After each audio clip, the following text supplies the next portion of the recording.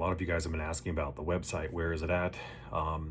And what I did first before jumping into the website is I started to help some of you, my followers, with affidavits to fight some court cases and things like that.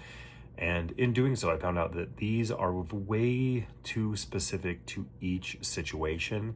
So I couldn't put a generalized affidavit on a website. Instead, I'm going to do this. What I'm building isn't a one-size-fits-all paperwork website because that can actually get people into a lot of trouble. And instead, I'm putting together a short study course. The goal really is pretty simple: to help people understand jurisdiction, constitutional law, common law, and how statutory systems actually operate. So you know what words mean, what judges and officers are really saying, and how to respond in a claim, lawful and in a professional way.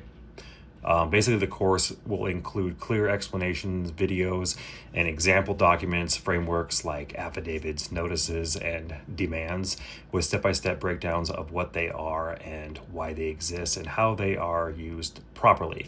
This isn't about fighting the system so much or resisting authority. It's about understanding it, protecting your rights. If this is something that you're interested in learning about, drop in the comments or send me a message.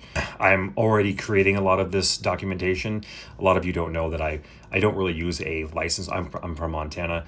I got on purpose, I got my driver's license revoked, and now I'm fighting that, but I'm documenting it so I can actually show this in this study course on how to get your driver's license back, how you can sue the bond or insurance of everybody that touched that document that denied giving my driver's license back right away, because affidavits, filing documents like this can take a long time. It's a lot of back and forth and paperwork, which in this study course I will explain all of that.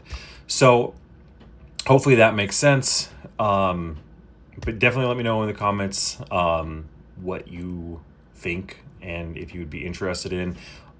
Lastly, certain documents will be included into that too, with video on how to file all of this stuff so you're not confused.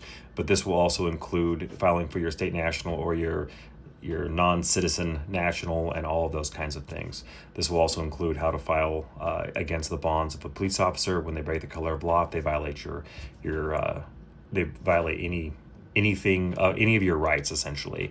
And those are on average between $10,000 to $50,000 per infraction, or per time that you get violated at a traffic stop, for instance. That's just one example, and I'll show you real cases of that being done in action. So again, let me know in the comments.